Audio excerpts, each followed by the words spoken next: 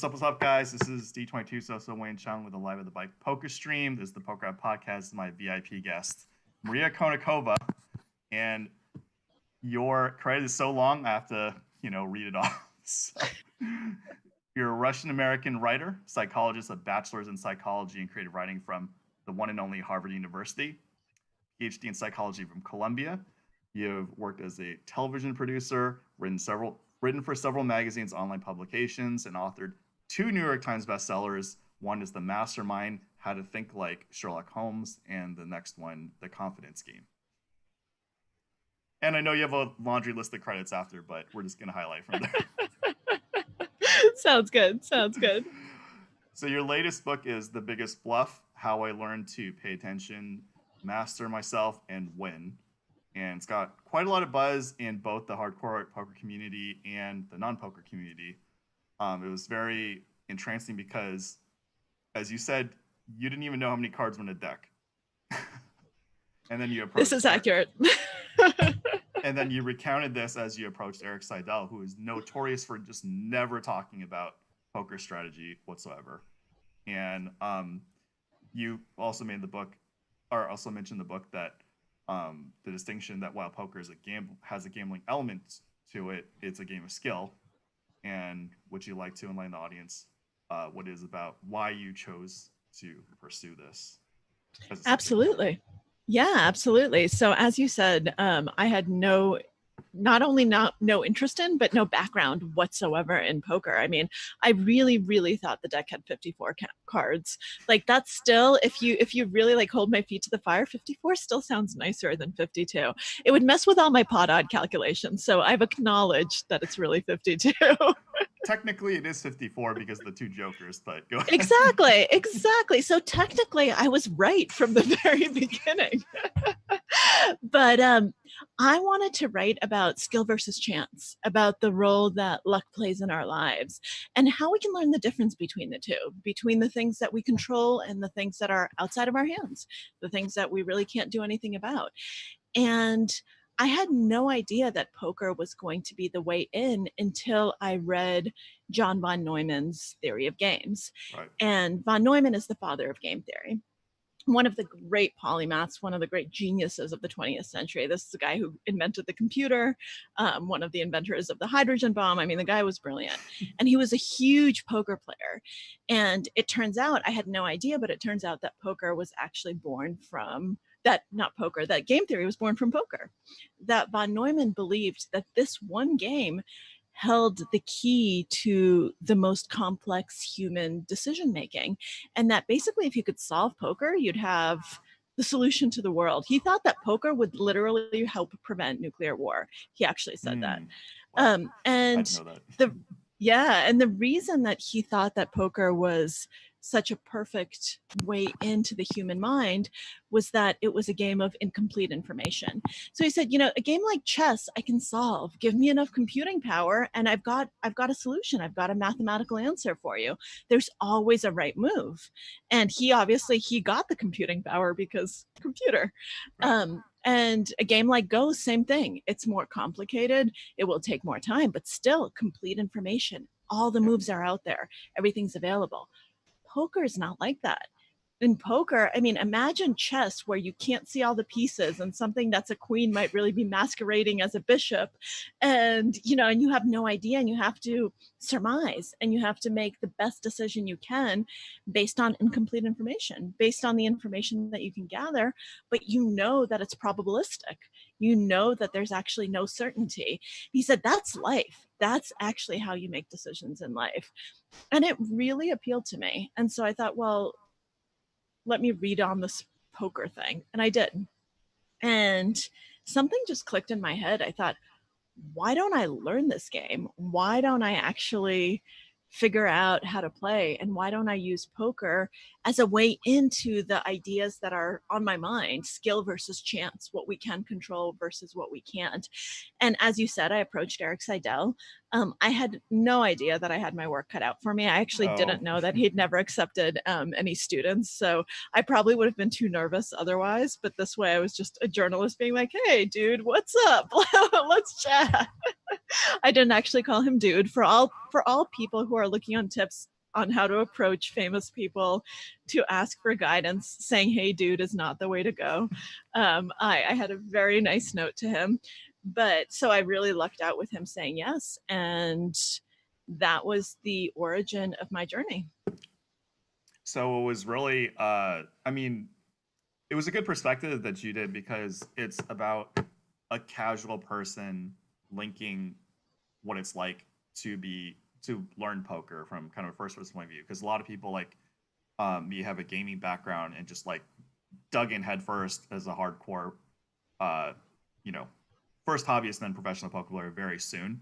And then a lot of my perspective, just starting as a competitive gamer, I almost had a hard time communicating to the general public, in which you're two-time New York Times bestseller, so you had that kind of down, which was it brought a lot of light to me. Just be like, oh, this is how you communicate to the people who may not play poker, let me Sure. say. And as you mentioned, and as the hardcore community knows, like Eric Seidel just doesn't do this stuff. So that's I think what brought the hardcore community attention to this book is just like, wait, Eric's involved. So first we have to check if it's real, then story checks out, and then two, read the book. And what was I got to thank Eric Seidel here because a lot of the stuff that he said is how I coach nowadays. And one of the people Oh. I coached basically said it's like close to verbatim. So I'm like, okay, thank you. I'm not a fraud. Well, I did not know, but you're welcome. I'm so glad that I was able to validate your coaching. But yeah, I actually think that part of the reason that Eric agreed to take me on was that I wasn't of the poker world, that I didn't know how many cards were in a deck. I mean, that intrigued him. Um, but it was that I was a total outsider. I was actually a blank slate. Like, it's not just poker where I have a hole. I don't play games. I don't play chess. I mean, I played chess for about 2 weeks in my young life because I'm Russian. So, Right. my parents decided you should join a chess club. And that lasted for about 2 weeks. I had a few lessons and then I played my first match. And I was in fourth or fifth grade, I think. I don't remember how old I was, but 10 or 11 or 12, something like that. And I was matched up with a kindergartner who was 5 years old, and he beat me in 3 moves. And that was the end of my chess career. I was like, this game's not for me. I'm done. But we didn't have cards growing up. I didn't like strategy games. And it's so funny because almost all the people I met along this journey, they started really young. And they either had parents who played poker or who played bridge, or they started in other games, chess, Magic the Gathering, like Yep. so many different origin stories, but all came from gaming and from loving this world. For me, like that's not how my mind worked at all. And so I think to Eric, it was a challenge and kind of this thing, can psychology win, right? Can you get someone who has no math background, who has no background in this kind of stuff, and who has a psychology background and a background in journalism and kind of that very different human approach? And can that still win? And he would be teaching me from zero. So it was really a test of philosophy because all the new players these days, I mean, they're game theory wizards. They're, Yep. they were teething and PO Solver was already on in the background. They couldn't yet probably say a full sentence, but they knew how to click the button and run the simulation and read the printout. I love Ike Caxton to death, and I see like a baby Ike Caxton pressing the button and reading what PO has to tell him, which is funny because obviously he majored in philosophy, so he Oh, I actually has didn't a know that. humanities background. Yeah, yeah. But I think that to him that was the challenge and also the promise that if I could succeed, if he could actually make me a winning player, that would say something. And that would say that he's not a dinosaur. He always calls himself a dinosaur. I really need him to stop calling himself a dinosaur. Well, I mean, he's probably a generation, maybe even two before me, and I consider myself a dinosaur. I'm hitting like year 20, but like it is true in a sense that like his generation gets like attacked heavily for Yeah. by my generation for certain things, for it not having an online background, and now this current generation for having a heavy solver and game theory background. I don't know. I didn't mention in the book, and I don't know if he wants to reveal how much game theory and solver work he did. Did he No, he actually, so originally when we just met, he hadn't done any solver work at all.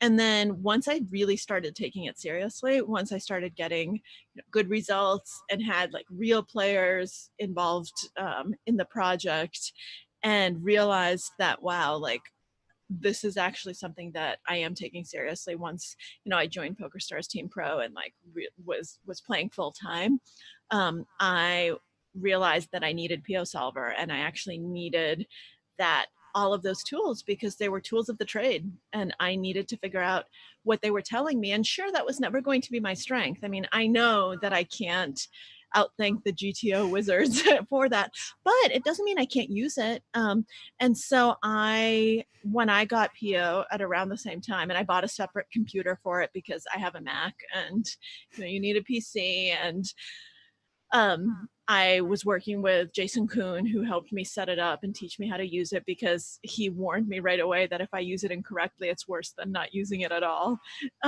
Yeah. And so but I mean, by the way, let's just caveat this and put a little star by my statement just now. I mean, how insane is it that Jason Kuhn was like, yeah, let me spend a few hours helping you set up your solver and teach you, what to put in the nodes and how to read the outputs, and let me work with you on this. The fact that so many players were so generous and selfless with their time, I mean, I couldn't have gotten to where I got without that. But at the same time, Eric got PO Solver as well and started using it, and we actually started working together on it. And at this point now, I think he has Munker as well, and is working on PLO solves. So he's actually once he got into it, he got into it. Yeah, there's definitely a rabbit hole of like custom software as well, but the audience doesn't know that. You name dropped like so many people in the book. Were they like celebrities to you, or were they just regular? No, I didn't know who they were. I mean, I didn't know who Eric Seidel was. I just knew him as the visor guy from Rounders. Once that was actually the clinching thing. First, I did a lot of homework in terms of figuring out, okay, who are the best players, which really just involved like Google search, best poker players in the world. And at the time, he was #1 in all-time earnings. Right now, I think he's 3 or 4. I'm not sure. Yeah, we don't take those things that seriously. Yeah, exactly. So, yeah. Exactly. But that was like one piece of information that I saw, that he'd been winning since the 80s, and I was like, whoa, that's pretty cool. So I was going through all this stuff, and then I was like, oh my god, he's the Rounders guy. Like, sold. He's my #1 choice. So let's defend him a little bit in the Rounders thing. When Johnny Chan induced the bluff from him, it wasn't really a bluff. I believe he did have at least top pair. He had top pair. He had a pair of queens, and this was. And can we also just say that this was his first ever major poker tournament?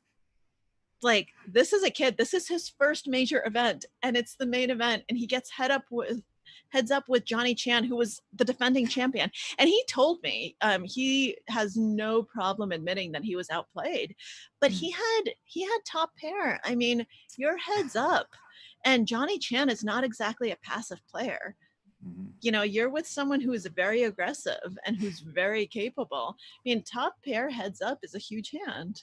So yes, let's defend him a little. And also, let's just realize that he was up against a veteran, and this was a kid who really was the kid.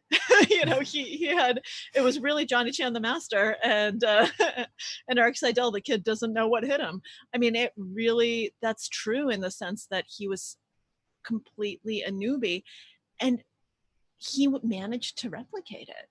Yeah, he's never won the main event, but like number of bracelets, he's like 3rd in the world, 3rd or 4th, something like that.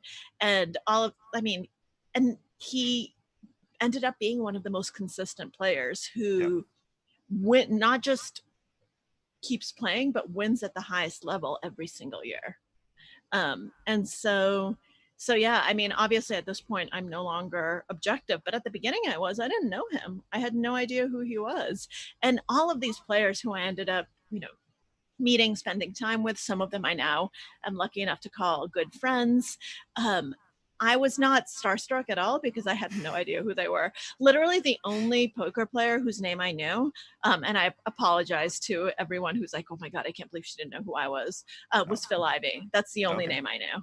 And Phil Ivey is actually the only one who I have never met. We have had 0 conversations and 0 contact. So he's not in the book. Well, he is through other players, but he's not personally in the book. Yeah, because it's funny because as you were mentioning names in the book, you had Doug Polk and Daniel Negreanu in the same paragraph. I'm like, oh, that's pretty ironic. It was so funny because this was 3 years, right? This was before the More Rake is Better. Yeah. But yeah, you had mentioned Ike Caxton, Johnny Chan, Jason Kuhn, Kerry Katz, Elkine, Ananoko, Justin Bonamo, Bill Galfond, Kevin Hart, Dan Harrington, Igor Kurganov, Doyle Brunson, Ivy, Antonio Svendiari, and more. What was interesting is also we got some insight on Dan Harrington, who also doesn't talk very much. So in the book, Dan Harrington also mentions that, you know, he's aging out of the game and poker is a young person's game.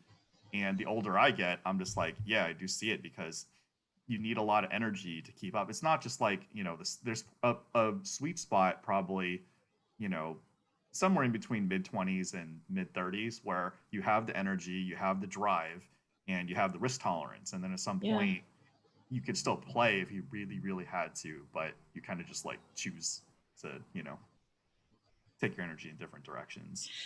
Yeah, what was really fascinating to me when I met Dan, and I met Dan very early on in my poker journey, right after I'd read his books. So at least I had a lot of material because I'd read his books really, really carefully. I mean, you should see my copies of them. I'm actually looking over at my bookshelf right now. Are they like they're dog-eared, they're tattered, like everything, because I carry those things around with me like they were my life. They're really good. I'm a big fan to this day of Dan's books. But what astounded me was that he quit when he was really at the top of the game. He quit after he won the main event, I think. Like he was like, okay, I'm done. Well, he like final tabled. Right. Or was the second time, like it was after, it was his second year final tabling or something. And he had his biggest career ever score. That was, it was like over $1 million. And it was big because you also have to remember that back then the numbers were different. Right. These days, over $1 million people are like, oh yeah, you know, that's my 25K. But back then that was a very rare score. And he quit right there. He was like, you know, I'm getting tired. The game is growing, and I no longer have. He had the objectivity to know that he no longer had the drive to keep up. Yep. And so he said, I'm just going to quit while I'm ahead. And most people can't do that. Most people, when they're winning, they're like, oh, I'm king of the world. I'm invincible.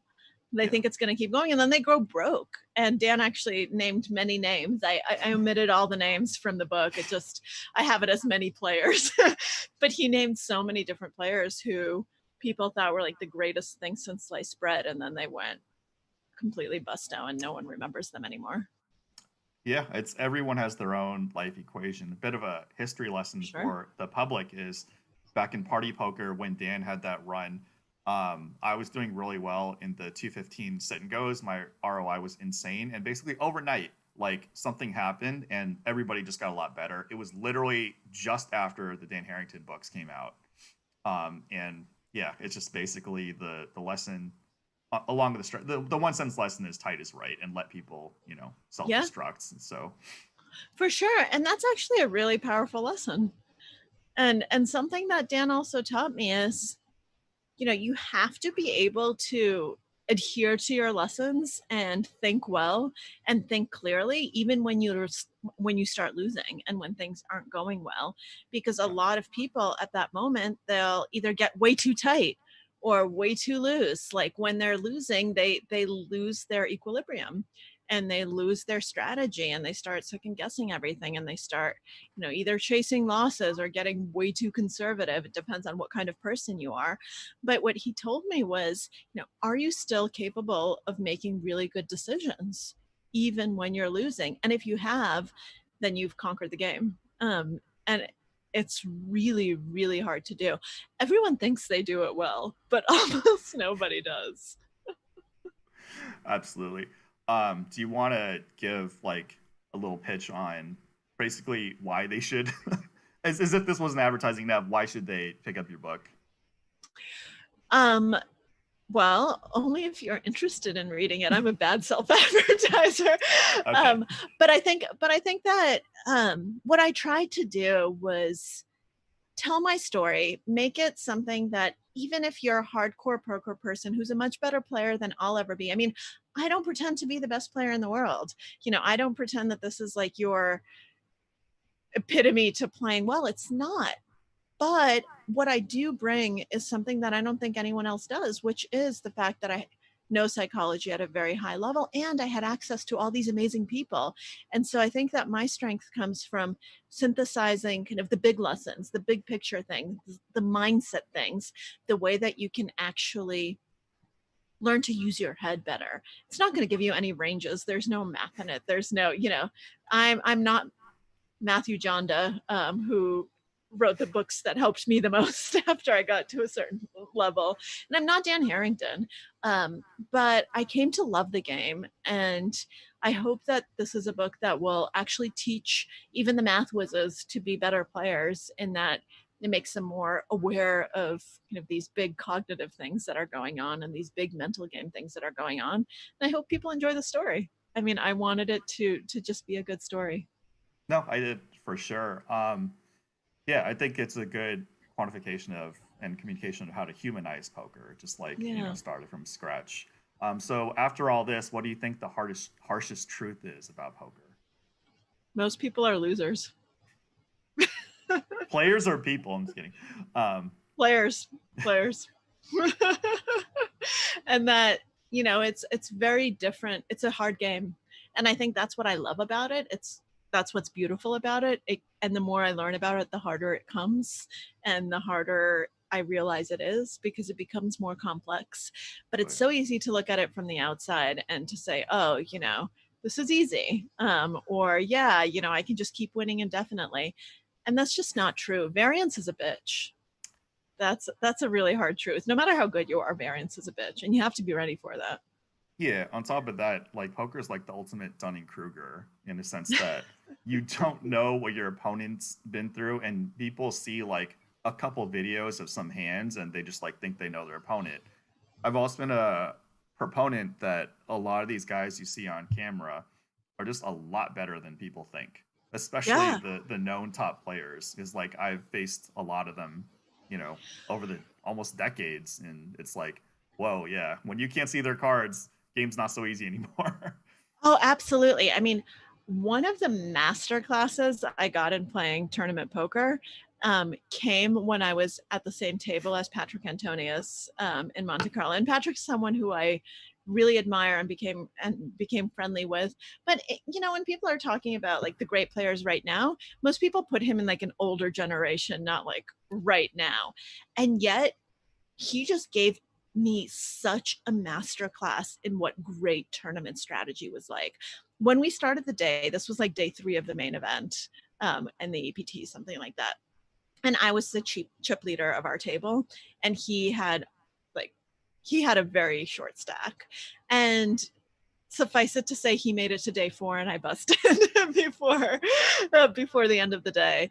And the way he did it was so effortless, and he would put me and everyone else in all these really difficult situations, and analyzing what was going on and how he was doing that, and not dismissing him as, oh, like he's old school, like, if Adrian Mateo sits at my table, I know I'm in for a tough ride. No, like Patrick is just insanely good. And all of those encounters are so humbling. You just realize that you have so much to learn from so many people, and it's wonderful. I mean, it's really cool and it's fun, and you get to become better, but at the same time you're also losing. Yeah, absolutely. And it's game's just getting harder and harder as more information comes out, including your book. But I think a lot of the poker community has always been wondering, or on this ever journey of how to get people into poker or what's good for poker. Your book's obviously in that category. So I asked, or Live at the Bike asked on social media for any questions that people might have. So first, shout out to X Factor for loving the D22 so content. Abby asked if women take so much harassment in poker, which you also mentioned some in the book. Why did you choose a female name for your online name? I wanted it to be as clear of an analog to live play as possible. So I was never going to be an online player. I was using online poker to learn quickly. One of the things that Eric taught me, and one of the things that Phil Galfon, who became my other kind of main coach, taught me was you have to play online. It's the only way to learn because you get hands in, Right. and the rate of experience, especially for someone like me, it's unparalleled. You can't replicate it in a casino. And so, but I knew that this was to prepare me for the live world. And so I wanted to replicate the experience as much as possible and as faithfully as possible. And I thought that actually having a female name, I had a puppy dog as an avatar, that those types of things will help me learn something, because I can't hide the fact that I'm female live. I can hide it online, Right. but not live. And so it was a very conscious choice. And at the beginning, I think both live and online, it hurt me. But then when I learned how to take advantage of it, I think it helped me. That's a common topic, is whether women have an advantage or disadvantage in Both. poker. I think Yeah. it's both. I think it depends on whether you know how to use it. And I also think when it comes to it never helps me in creating a positive poker environment. Guys don't have to deal with all the sexual harassment bullshit that I have to deal with. Yep. Normally, the only people in the line of fire are the dealers, who have to deal with so much shit. It's not even funny. But then, you get me at the table. And as someone told me once, trying to make me feel better after I was really upset about something that happened, look, this isn't actually personal. This guy was clearly tilting.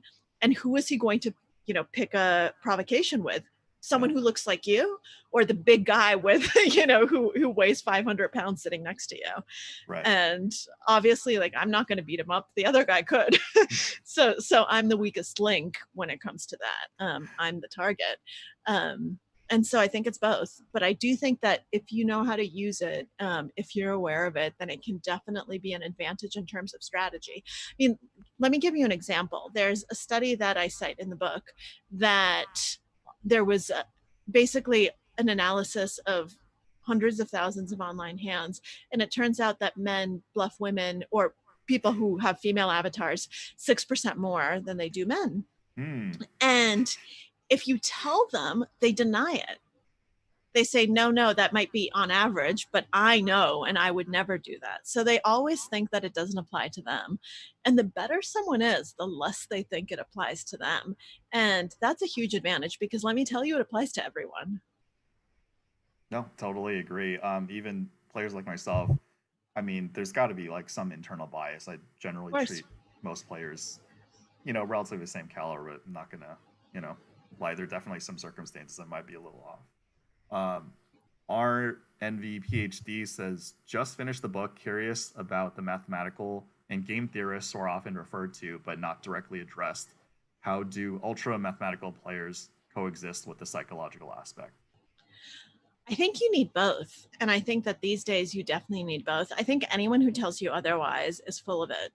Anyone who says you just need the math and that you don't need the human element, they're going to potentially be like very competent players, especially online. They'll be winning players, but they're not going to be the greats.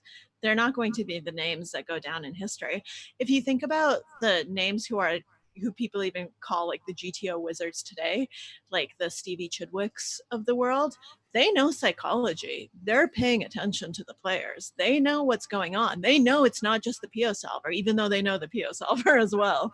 And so I think that you need to realize that both are important. And then you have to do a self-assessment as well to figure out where's your strength, because that's where you really should focus. Like for me, the mathematics, I know I need to plug those holes. So that's why I work with solvers. That's why I try to figure out, what does that tell me? How are those players thinking? But to me, my strength is always going to be the psychology. And so that's always where my edge is going to be. And so I'm not just going to throw that out because people say that math is more important. For me, math isn't more important, because the way my mind works, if I'm going to pick up any edge at all, it's going to be in the human side. And so I think it's really important to know who you are, but also not to dismiss the other side, and to know that you need both of them, that it's not either or. They shouldn't be pitted against each other. You really need both. You need to be attentive. You need to pay attention to people. You need to be paying attention to dynamics, to what's going on at the table. In live poker, even on online poker, but Oh yeah. especially live, it's crucial. But the math matters. And if you get the math wrong, like if you don't understand the basic math, then you're just screwed, because you're always going to be getting your money, chasing draws you shouldn't be chasing. And like eventually, even if you are lucky for a short period of time, you'll bleed out. And if you don't understand kind of the bigger mathematical strategy, you can't play, I think, at the highest levels. At the lower levels, I still think you can. If you're playing 1-2 at a casino, I think you'll be fine without PO Solver. But those are games that PO Solver is detrimental to. Those but games, you just have a hand and you just get paid. It's like, well, that's exactly right. That's why you need to know the human side. That's why you need to know, how to exploit, when to exploit. You need to realize those things, but you also need to be willing to admit being wrong. And that's a very human thing.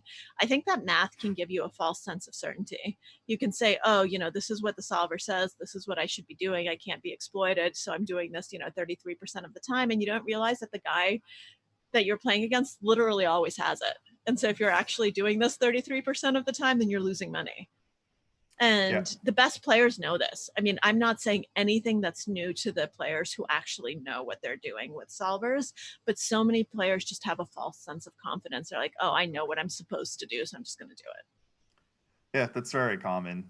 Just that's the difference between just like playing casually and then watching this stuff, watching poker on TV, and then actually making the transition to competitive play. So that's one of the things that my generation kind of insulted Eric Seidel's generation, because online poker came out, and then we just got in so many hands. I probably have over 2.5 million hands online, and wow, that's a lot.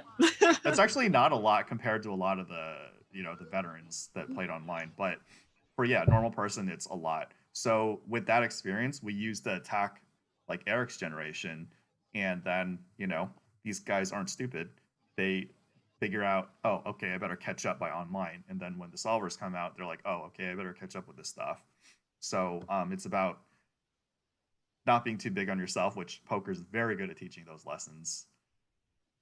And we're ever evolving, and just shout out to Eric Seidel for again making it this long. You don't want to. I mean, he's not.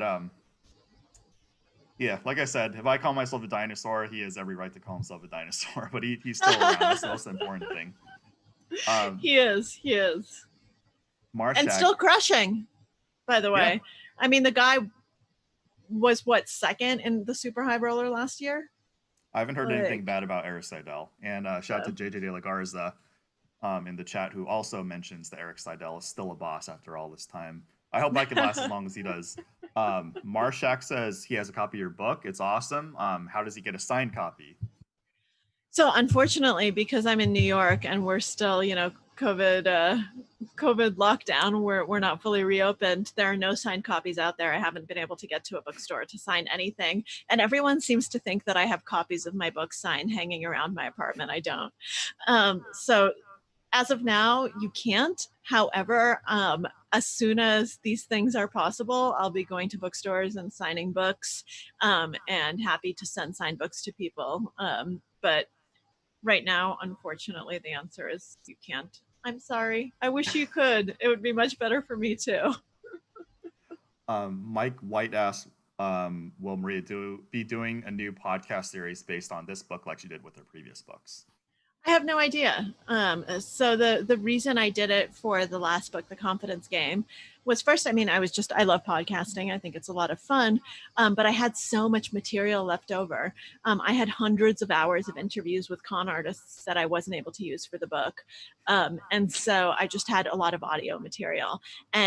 But it ended up being, so it was a 10 episode series, and I scripted all of it. And so each episode was about 10,000 words. So I basically wrote a second book. It took me like 6 months to do. And I had a full team working with me, producers and everything. and it just drained me. So I'm not going to do something like that again. Will I do a podcast that's poker related? Maybe. I mean, there was tons of material I didn't use for this book as well. So we'll just see. It's not out of the question. I'm not leaving the game, so who knows? But I think there's so many good poker podcasts out there. That's not what I could bring to it. I think it would be very different. It would be something that would be unique to me. I don't think the world needs another great poker podcast. There are lots of wonderful ones already out there. More podcasters is better. No, I mean, we always want to encourage, like, more as content creators. We also want to encourage more content creators because that's the way the industry stays alive. Sure. So we have a very diverse chat. Some of them might want to be writers themselves. Do you have any advice for those who'd want to be writers? Yeah, writing is a lot like poker. It looks easy from the outside, but it's really, really hard and takes many, many hours and lots of practice and years to become good. I started writing when I was about 5 years old and never stopped. And it took me years before I got my first professional piece published.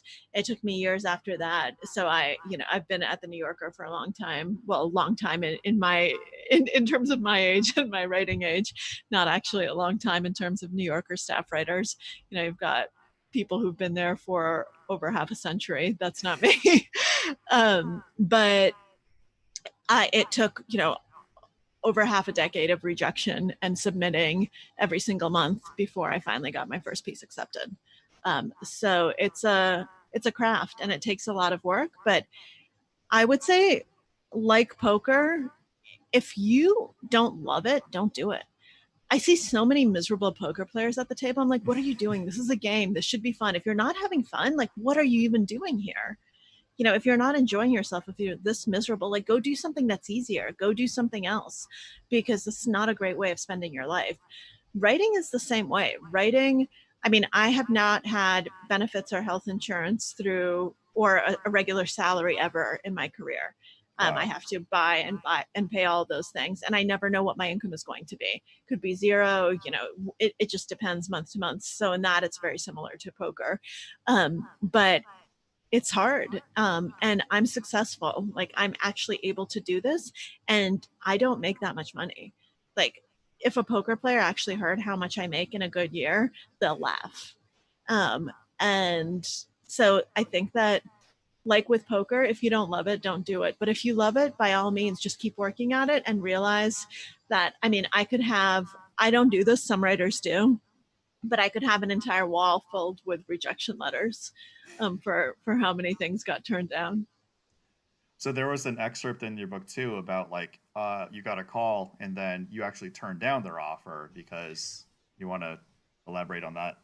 Yeah, well, I never flat out turned it down. I just said I was very, very busy. Oh, okay. I never said no. But it was the first time that I was actually able to successfully negotiate a rate up. And I was able to do that because of poker, because I realized that, people bluff, and people have different strength hands, and what they're telling you is not necessarily what their bottom line is. And you are allowed to check, you're allowed to call, you're allowed to stay in the hand and wait to see what happens. You don't have to, make radical choices right away. And so I actually, at the beginning, I didn't say no. I just said, oh, I'm just really busy. I'm working on my next book. Thank you so much for thinking of me. It's like, it's keeping the door open. It's not saying, no, I'm not interested. It's like, oh, I'm busy. And then the editor came back and was like, well, what if we offer you more money? And I said, well, I don't even know if that's going to be enough, because, I'm really busy. I'm doing other things. So I'm staying in the hand. I'm still playing, but I'm not being like, I need more money, right? Which is not going to work, because I'm female, and saying I need more money as a female usually backfires, because you're seen as aggressive and people say that you're not easy to work with. And so this is my version of aggression. This is what works. And I ended up getting a much higher per word rate than I'd ever gotten from this magazine. Oh, wow. Ultimately. Congratulations. So, thank you. I wish that this made me a wonderful negotiator. It did not. I still hate negotiating, and this was a one-off success, I'm sorry to say, but Um, but it's inspiring to me all the same. It says I'm potentially capable of doing that if I need to. Yeah, me too. It's a lifelong journey to learn the negotiation process. And, of course, in different fields, it works differently. So, For sure. E- Eden Rocks asks, could you see poker attempting a level of entertainment similar to the WWE to promote live events to increase exposure? Um, I mean, I think that would be great. I'm not sure how they would do it. How would you do it similar to WWE? Would we have characters? Like, what are we gonna do? Um, I don't know what the answer is, but yes, I think that poker can definitely do more and can be more entertaining and can be more interactive. I think live audiences are huge. Obviously, right now we're in the middle of COVID. There's no live audience possible, so that's not. This is sometime in the future. But yeah, I mean, why not? It's such an interesting game. It has so many elements in common with a lot of sports. And I think that if you curate the experience properly, and if you figure out a way to do it, it's doable. It's hard. It's going to be harder than anyone thinks it is. These things always are. If it were easy, somebody would have already done it. I gotta honor one of the chat regs requests. Can you hook me up? She's married. In the book, it mentions she's married. I am married. But thank you. I appreciate it. Do you have any mythbusters for like the general public who don't play poker? Yeah, I mean, the first thing that anyone who doesn't play poker always asks me is if I count cards. That's blackjack. I think that's myth number one. You don't count cards in poker, other than to know there are 52 of them so that you can cleanly calculate your outs. And I think one of the other big myths is that it's gambling. I mean, I really tried over and over in the book to show that this really is a game of skill, that it's different from any other game in a casino, because in any game in a casino, you have to have the best hand to win. That's not true in poker. You can win with the worst cards. And like in blackjack, that doesn't work that way. You can't be like, oh, no, this is really blackjack. No, I really beat you. It ain't happening. And you can't be like, oh, I really rolled, in craps. Like, oh, I didn't roll that. Like, don't look at that roll. This is what's really happening. It doesn't work that way. In poker, the worst cards win a lot. And you can have the best hand and lose. And you're playing against other players. You're not playing against the house. And it's completely different from anything else in a casino. And to me, that was actually the biggest myth that I've had to overcome and that I'm still overcoming. I mean, a lot of people, I will tell them exactly what I just told you, and they'll still be like, yeah, but it's gambling. They just don't, they refuse to hear, to actually listen to what I'm saying. And I think that that's going to be an uphill battle for a long time. We live in a very puritanical society. It's really hard because everyone has their own cognitive biases and learning processes, and part of it is just like if I've had to deal with I've dealt with it myself and other people who always want to push the narrative of their industry. It's like part of it is like the other person just may not care, or it kind of burst their like internal bubble of what the world looks like. So for sure. People don't like bursting their bubbles and their way of looking at the world and what they think the world should be. That's one of my great advantages as a psychologist. I can see what they think. In poker, if you can see what other people want to believe, then that's actually a really big asset. Exactly. Do you have any advice for women in poker, or how to mitigate the kind of harassment that they deal with? Yeah, I mean, I think to mitigate the harassment, change has to really come from the top. And I don't know that I would have stayed in the game had I just started out in my $35 dailies and nightlies in Vegas and not known Eric and not known all of the best players, because I met them right away when I came to Vegas and I saw what the game was really about and I saw what was possible. You come in at that level and people are there to have fun. They're drinking. They're there with the boys. They're there to gamble. for them it is a gamble, because they're certainly not treating this as a game of skill. They're like, oh yeah, let's make some money. Like, to them it's equivalent to craps. They're like, yeah, I'm all in, let's go. And there's a lot of sexism and harassment at that level, because they're there to have fun, and they're not going to watch their mouth. They don't care. And it's a boys club, and you're the one intruding, so screw you. And unless there's change from the top, like the floor managers and the management of the casino and of the poker room makes it clear that those sorts of things and those behaviors aren't acceptable, and that you will get thrown out if you do something like that, it's not going to change.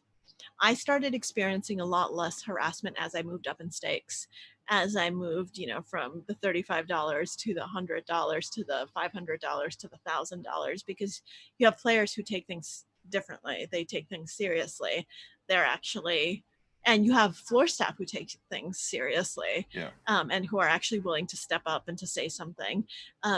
And at the lower levels, that just wasn't available to me. And so I think that that's something that other people need to do. That's not on us. That's not on women. That's on the floor, and that's on other players. So I would say, if you're a man and if you're a player and you see something inappropriate happening, say something. Actually speak up. And I've started speaking up. So I actually have become, that bitch who calls the floor, or who calls people out. There's one poker player who probably hates my guts. I won't say who it is, because I've actually had to call the floor on him multiple times for inappropriate behavior. And I will keep doing it. Normally I'm very nice and friendly, and I don't like to have to do that, but I think it's important. I think you do need to stand up for other players. I think there are things that are just not acceptable. And if that kind of culture starts to change, then I think the experience of women is really going to change. Everyone always asks, why aren't there more women in poker? That's why, especially at the lower levels, which is where people come in. I mean, you can't expect someone to come in at the highest stakes. You come in to those dailies, you come into those low tournaments. If you didn't have a good experience, why in the world would you stay? Yeah, I agree. And I've had obviously podcasts with women in the past, and most guys are, at least what I've seen, and I'm in a very privileged casino area, are okay. It's only the small percentage of guys, but a lot of times we don't know how to act either, because there's always this like weird line of just like, obviously there's these guys that hit on you, like pretend to defend you, but are actually romantically interested, and we're just like, especially with the climate nowadays, we're like, I don't want to cross that line and stuff like that. So yeah, it's tough. And so I think that there are lots of moving parts. It's not a magic wand solution, but it does come from people, just be decent. If you're a player, just be a good person, like be decent to other people. There's never a reason to be an asshole or to be a bitch. This is not gender specific. There's never an excuse. Why in the world would you ever go off at someone like that? That's not going to make you a better player. It's going to be something that's actually probably bad for your mental game. So just try to be decent. So would you consider a follow-up book on poker, or is this it? You just want to move on to a different topic? I have no idea. I don't know what's next. I never think through the next step, because I'm someone who's always completely invested in what I'm doing. My first book was about mindfulness. I'm all about presence and living in the moment and taking things one step at a time. So I've really internalized that lesson. ITM for you is in the moment, not in the money. I'm just kidding. Haha, yes. But it's also terrible. In the money. It's really nice to be in the money. Okay, well, thank you for your time, and hope everybody enjoyed this. And if you get a chance to come play on Live at the Bike, we're happy to have you. I would love to. I really hope that we will find a moment amidst the pandemic when it's finally safe to travel and to play live poker. And on that day, I'll be there, and I'll be very excited to play. Our mutuals have talked, so we're gonna save a date, save a seat in the future. Sounds great. I'm gonna leave you guys with an image of her book. So there should be a link below, and The Biggest Bluff by Maria Konnikova.